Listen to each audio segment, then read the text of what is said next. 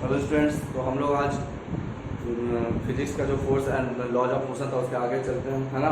तो देखो, last classes में हम लोग laws of motion, first laws of motion किए थे, उसमें इनर्शिया किए थे, लॉज ऑफ इनर्शिया किए थे, है ना। तो आज हम देखेंगे इनर्शिया और मास में डिफरेंस क्या है, what is the difference between inertia and mass. तो सिंपली समझो, इनर्शिया क्या था। Inertia, what is inertia. Inertia क्या था, जो स्टेट ऑफ मोशन में चेंज को अपोज करे। जो रेस्ट में है वो रेस्ट में रहना चाहता है, जो मोशन में वो मोशन में रहना चाहता है। कोई भी चेंज को अपोज करता है, मना करता है कि हम चेंज नहीं हो सकते, उसी को इनर्शिया बोलते हैं। लेकिन मास क्या होता है, उसी इनर्शिया का मेजरमेंट को हम लोग मास बोलते हैं। उसी इनर्शिया का मेजरमेंट को हम लोग क्या बोलते हैं, मास। तो अगर हम क्वांटिटेटिवली बोले तो मास क्या है, mass is nothing but the measure of the inertia of any object. किसी भी ऑब्जेक्ट के इनर्शिया के मेजरमेंट को, कितना उस ऑब्जेक्ट में इनर्शिया है, उसी को हम लोग क्या बोलते हैं, मास। समझना। तो मास क्या होता है, it is the measurement of the inertia of an object. ठीक है। इनर्शिया क्या होता है, what is inertia, what is inertia. तो इनर्शिया क्या होता है, the resistance to change in the state of rest और linear motion is called inertia by an object is called inertia. Inertia क्या होता है, एक रेसिस्टेंस, एक अपोज, जो अपने स्टेट ऑफ मोशन को चेंज करने से मना करे, उसको हम क्या बोलेंगे, इनर्शिया। तो लिख लो पॉइंट नंबर 1 इनर्शिया में लिखो,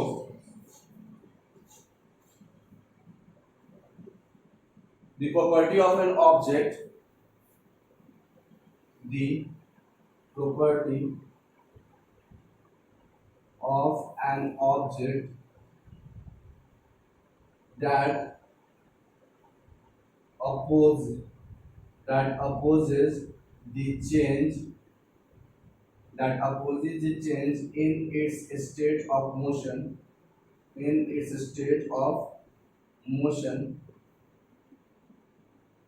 is called इनर्शिया। तो ऐसा कोई भी ऑब्जेक्ट का प्रॉपर्टी जो अपोज करे चेंज को, किस चीज का चेंज, स्टेट ऑफ मोशन का चेंज। जो रेस्ट में बोल रहा है वो रेस्ट में रहेंगे, भैया हम चेंज नहीं होंगे।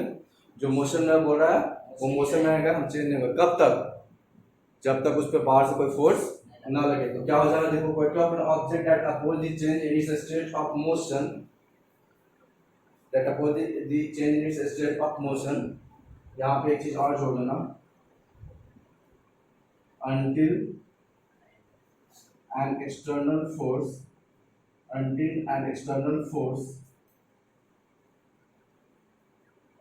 is applied on it is called inertia। जब तक एक्सटर्नल फोर्सेस का अप्लाई ना हो। मास क्या होता है, मास सिंपली होता है measurement of the inertia of an object. ठीक है। तो मास क्या हो जाएगा, simply a measure of it, the inertia of an object, the measurement of the inertia of an object is called mass। इसमें लिख दो, the measurement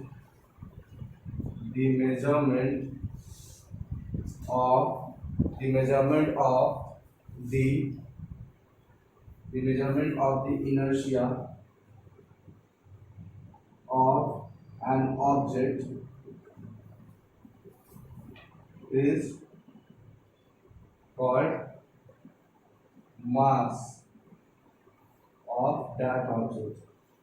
is called mass of that object, तो सिंपली इनर्शिया जितना ज्यादा होगा मास उतना ज्यादा होगा, उसके मेजरमेंट को हम लोग क्या बोलते हैं, मास बोलते हैं। किसी भी ऑब्जेक्ट के, जैसे हम बोलते हैं 1 kg चीनी, तो मतलब 1 kg क्या है, जितना तुम चीनी 1 kg चीनी को बोल रहे हो, जितने चीनी को 1 kg बोल रहे हो, वो क्या है, 1 kg मेजरमेंट ऑफ इनर्शिया। जितना ज़्यादा वजन होगा उतना ही ज़्यादा इनर्शिया होगा, उतना ही ज़्यादा उसमें चेंज लाना मुश्किल है। जैसे ये छोटा सा पेन जो है उसको मूव करना आसान है ना, हाँ, लेकिन एक बड़ा सा पत्थर ला के यहाँ रख देंगे, उस एक आदमी से मूव करना वो आसान होगा। क्यों, क्योंकि उसमें मास ज़्यादा है, उसका मेजरमेंट ऑफ इनर्शिया ज़्यादा है। जिसमें इनर्शिया ज़्यादा होगा वो अपने आप को रोकेगा भी ज़्यादा चेंज होने से, है ना। और जिसमें मास कम है, जिसमें मेजरमेंट ऑफ इनर्शिया कम है, वो अपने चेंज होने से कम रोकेगा, उसमें ज़्यादा उसके पास ताकत ही नहीं है कि रोक सके।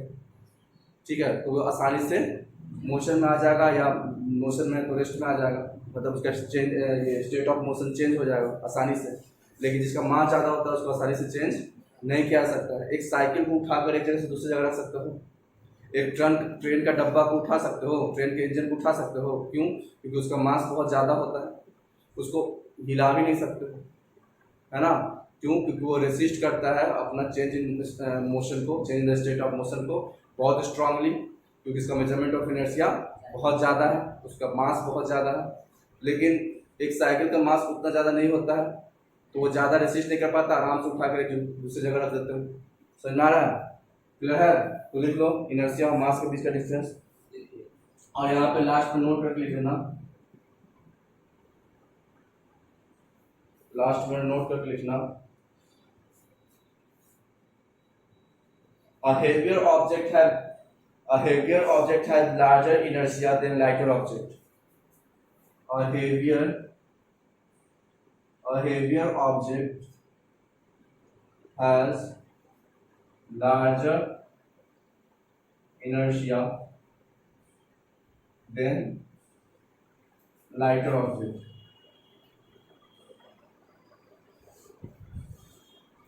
एक भारी ऑब्जेक्ट का इनर्शिया ज्यादा होता है एक हल्के ऑब्जेक्ट से। समझ में आया?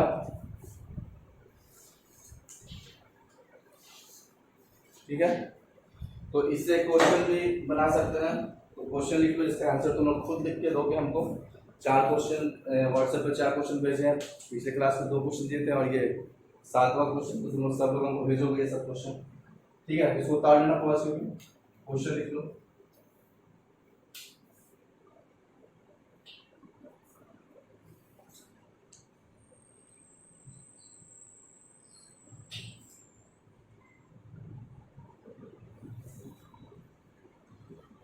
Why is it easy? Why is it easy to push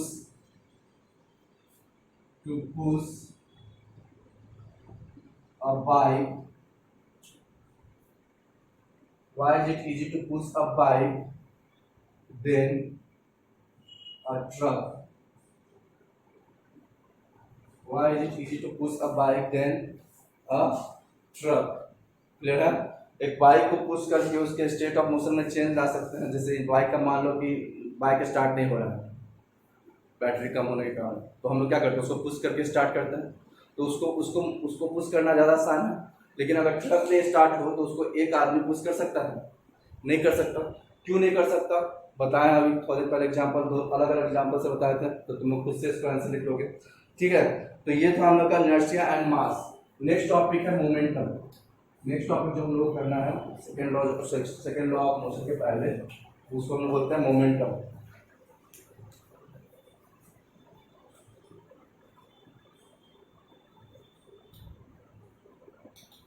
ठीक है, मोमेंटम।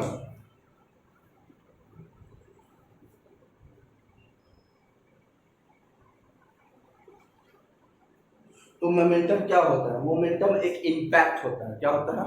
एक इम्पैक्ट होता है जो किसी भी ऑब्जेक्ट के मास और उसके वेलोसिटी के कारण प्रोड्यूस होता है।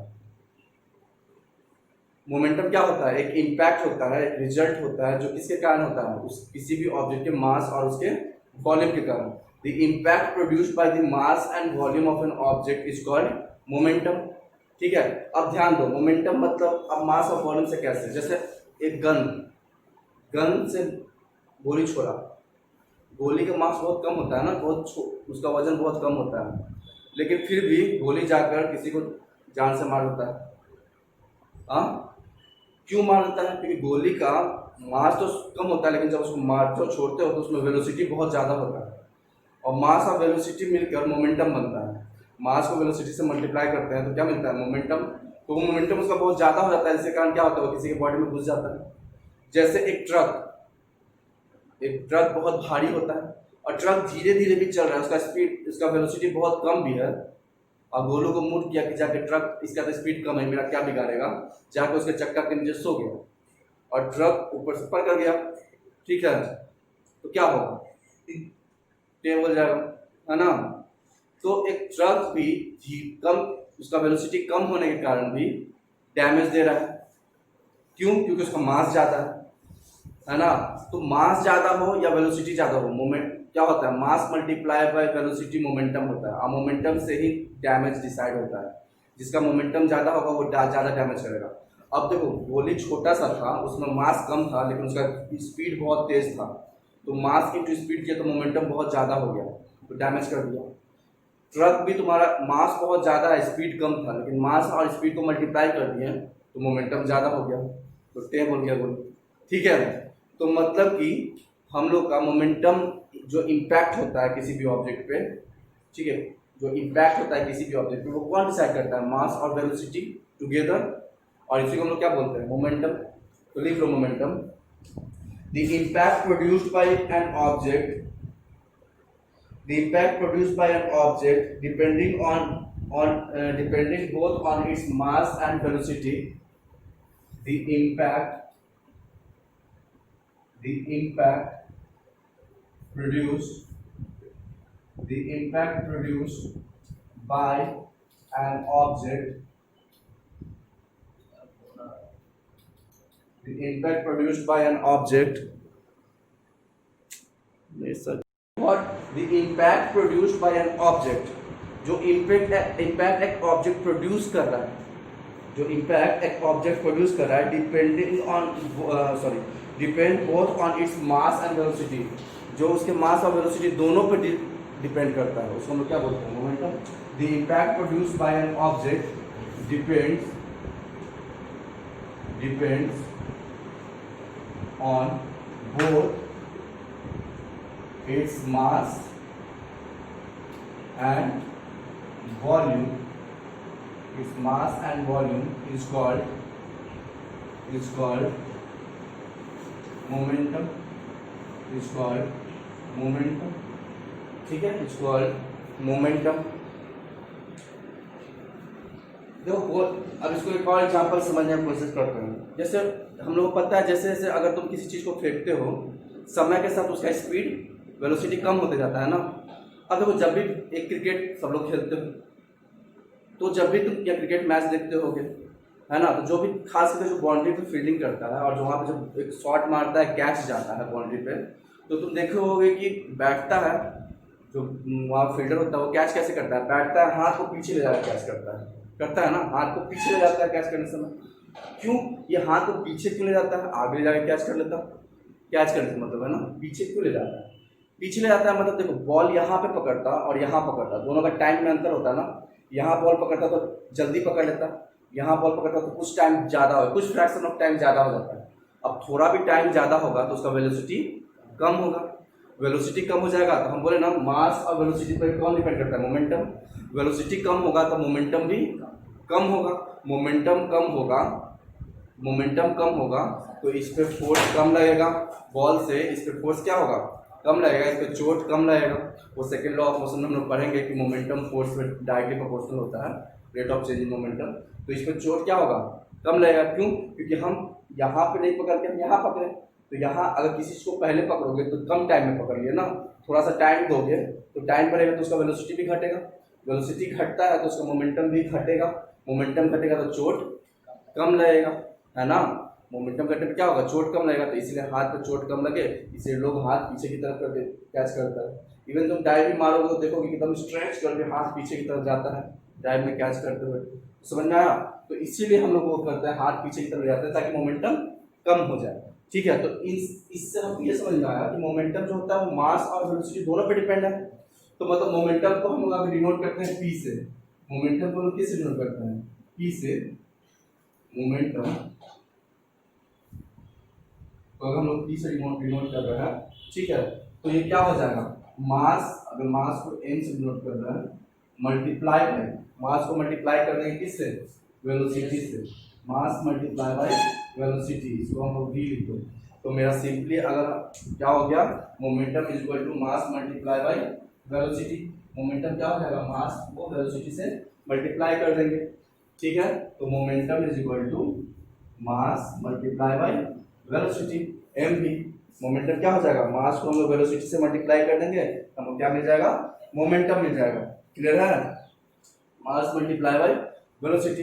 अब ध्यान दो, मास तुम्हारा क्या है, मास होता है स्केलर क्वांटिटी। अब केजी में हम बोलते हैं, केजी का तो डायरेक्शन नहीं होता ना, हम बोलते हैं चीनी 1 केजी दे दो नॉर्थ की तरफ, नहीं ना, चीनी 1 केजी दे दो साउथ की तरफ, चीनी 1 केजी लेफ्ट वाला देना, ऐसा तो नहीं होता है ना। तो इसमें तो डायरेक्शन नहीं होता है, तो जिसमें डायरेक्शन नहीं होता है वो क्या होता है, स्केलर क्वांटिटी। तो मास क्या होता है, स्केलर क्वांटिटी। मास क्या होता है, स्केलर क्वांटिटी।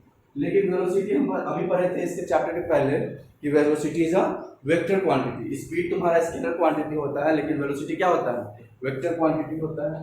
तो ये तुम्हारा क्या हो जाएगा, वेक्टर। इसमें डायरेक्शन भी होता है और मैग्नीट्यूड भी होता है। इसमें क्या होता है, डायरेक्शन और मैग्नीट्यूड दोनों होता है ना जी वेलोसिटी में। हाँ, तो देखो, तो जब भी हम लोग स्केलर क्वांटिटी को वेक्टर क्वांटिटी से मल्टीप्लाई करेंगे तो क्या हो जाएगा, वेक्टर ही क्वांटिटी होगा। वेक्टर को हमेशा माइनस मानना, स्केलर को हमेशा प्लस मानना। तो minus multiply by plus is equal to minus, minus को प्लस से मल्टीप्लाई करो। वेक्टर को हमेशा हम नेगेटिव मानना और इसको हमेशा पॉजिटिव मानना। तो minus multiply by plus, negative multiply by positive is equal to negative, तो वेक्टर ही क्वांटिटी होगा। तो क्योंकि इसमें स्केलर वेक्टर से मल्टीप्लाई हो रहा है, तो ये भी क्या हो जाएगा, पी भी मेरा वेक्टर ही हो जाएगा। ये क्या हो जाएगा मेरा, वेक्टर क्वांटिटी। ठीक है, अगर हाँ दो वेक्टर क्वांटिटी को मल्टीप्लाई करते हैं तो minus multiply bye minus plus हो जाता। ठीक है, समझ आया, समझ आ गया यहाँ पे। तो मेरा मोमेंटम भी क्या हो जाएगा, वेक्टर क्वांटिटी हो जाएगा। अब आता है यूनिट ऑफ मोमेंटम। मोमेंटम का यूनिट क्या होगा, अब ध्यान दो, यूनिट निकालने के लिए क्या करेंगे, इसका फॉर्मूला लिखेंगे। इसका यूनिट होता है केजी, मास का यूनिट क्या होता है, केजी, और वेलोसिटी का यूनिट होता है मीटर पर सेकेंड। तो केजी मीटर पर सेकेंड, इसका यूनिट क्या हो जाएगा, ये दोनों को मल्टीप्लाई कर दोगे तो इसका यूनिट क्या हो जाएगा, केजी मीटर पर सेकेंड। तो ये यूनिट ऑफ क्या हो जाएगा, मोमेंटम। क्लियर है। तो हम लोग अभी तक इसमें क्या क्या मिला, इसमें हमको जो मोमेंटम के बारे में इंफॉर्मेशन मिला, ये मिला कि the unit of momentum, the unit of momentum, the unit of momentum is KG metre per second. The unit of momentum is KG metre per second. और दूसरा हमको क्या मिला, it is a vector quantity. दूसरा क्या मिला, it is a vector, it is a vector quantity. Vector quantity बोलने का मतलब क्या है, it has both magnitude and direction. इसका न्यूमेरिकल वैल्यू भी होता है और डायरेक्शन भी होता है,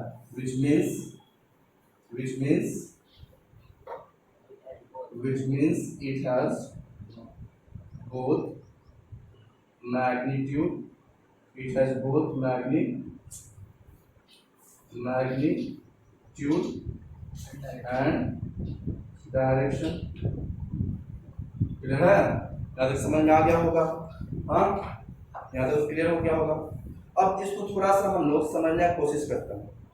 ठीक है, इसको थोड़ा सा समझने का कोशिश करते हैं। ठीक है, अब देखो मोमेंटम मास, अगर हम इसको ग्राफ पे बोले, ग्राफ पे इसको दिखाने की कोशिश करें, मोमेंटम मास, और एक ग्राफ हम लोग करते हैं मोमेंटम और मास का, और एक ग्राफ करते हैं मोमेंटम और वेलोसिटी का। ठीक है, मोमेंटम और मास का, मोमेंटम और वेलोसिटी का एक ग्राफ बनाते हैं। ठीक है, तो देखो कैसे बनेगा।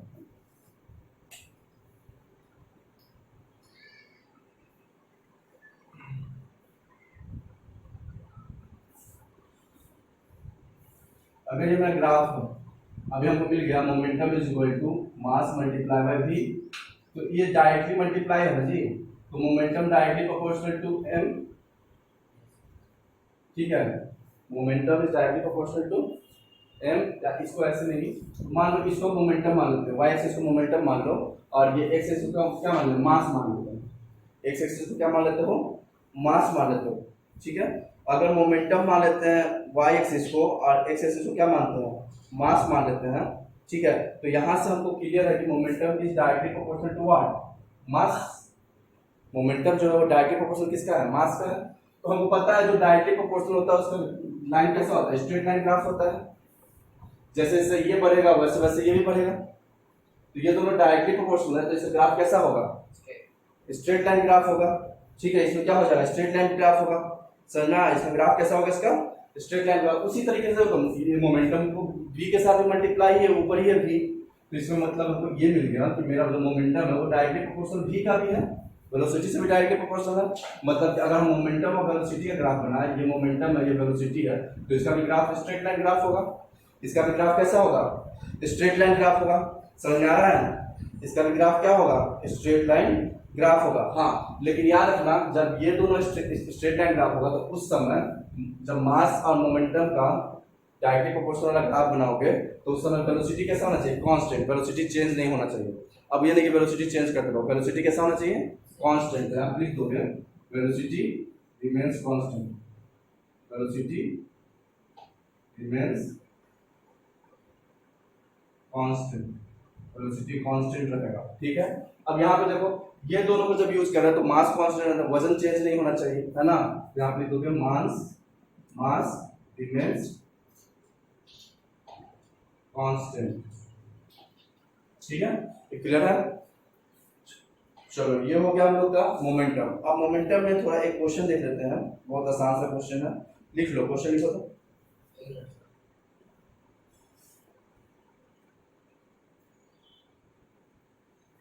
क्वेश्चन लिखो, calculate the momentum of a cricket ball, calculate the momentum of a cricket ball, calculate the momentum, calculate the momentum of a cricket ball, calculate the momentum of a cricket ball, calculate the momentum of a cricket ball of mass 0.15 kg, of mass 0.15 kg, of mass 0.15 kg, of mass 0.15 kg, traveling at a velocity of traveling at a velocity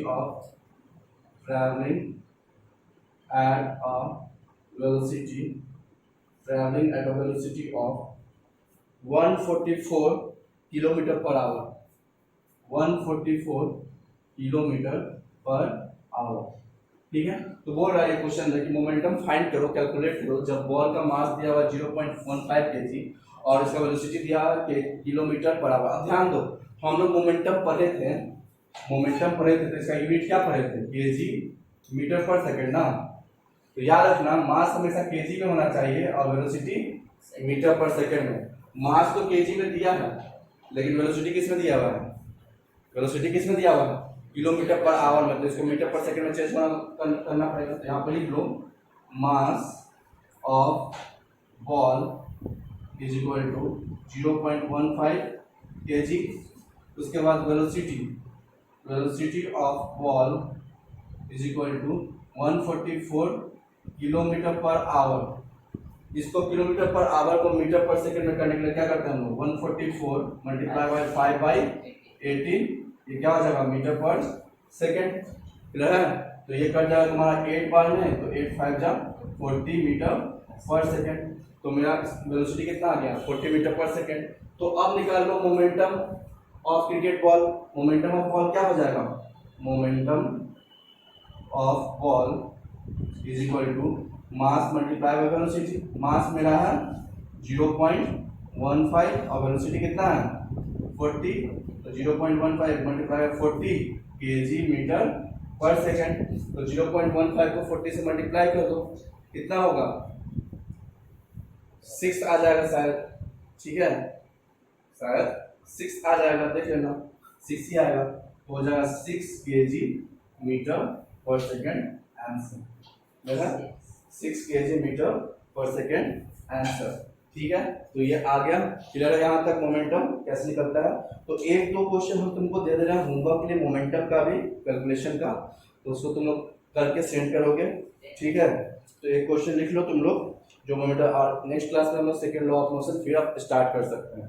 momentum समझ में आ गया? Momentum क्या होता है? मास को velocity से, किसी भी ऑब्जेक्ट के मास को उसकी वेलोसिटी से मल्टीप्लाई कर देते हैं तो वो मोमेंटम मिल जाता है। ठीक है, तो लिख लो नेक्स्ट क्वेश्चन लिख लो, इसको उतार लेना पॉज करके। क्वेश्चन लिख लो होमवर्क के लिए।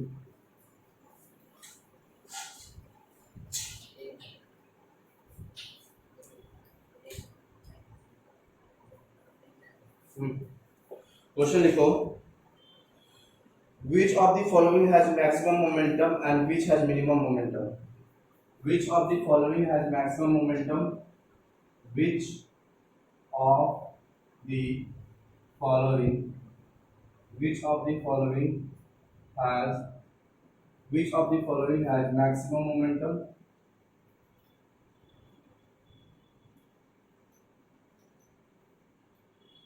and minimum momentum।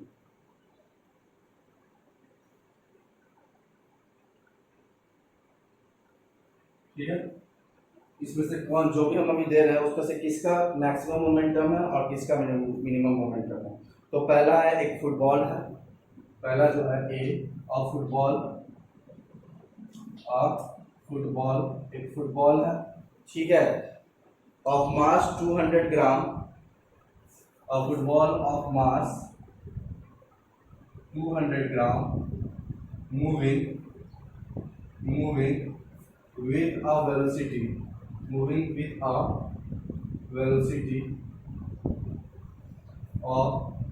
30 metre per second. ये पहला हो गया, एक फुटबॉल है जिसका मास 200 ग्राम है और 30 मीटर पर सेकेंड के वेलोसिटी से मूव कर रहा है। दूसरा हो गया tennis ball of mass 50 gram moving with a velocity of 36 metre per second. Tennis ball of mass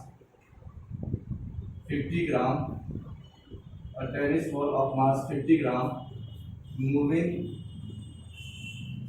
with a velocity of 36 metre per second. ठीक है, और तीसरा जो है नेक्स्ट क्वेश्चन नंबर 3, मतलब इसी में तीसरा C, a bullet of mass 10 gram moving with a velocity of 250 metre per second. A bullet of mass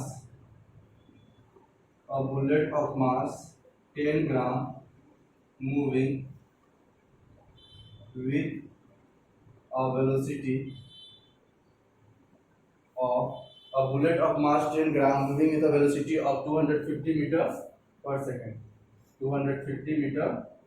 अब ये तीनों में किसका सबसे ज्यादा मोमेंटम है, किसका सबसे कम मोमेंटम है, निकालना है। सबका मोमेंटम निकाल लेना और देखना किसका सबसे ज्यादा आ रहा है, किसका। हाँ, मोमेंटम निकालने से याद क्या रखना है कि मास मेरा केजी में होना चाहिए और वेलोसिटी मेरा मीटर पर सेकंड में होना चाहिए। ठीक है, तो आज के लिए हम यहीं पे छोड़ रहे हैं। अगले क्लास में हम second law of motion start करेंगे। होप करते हैं मोमेंटम सबको समझ में आ गया होगा, क्योंकि सेकंड लॉ ऑफ मोशन में मोमेंटम का ही काम है। ठीक है, चलो आज के लिए इतना ही।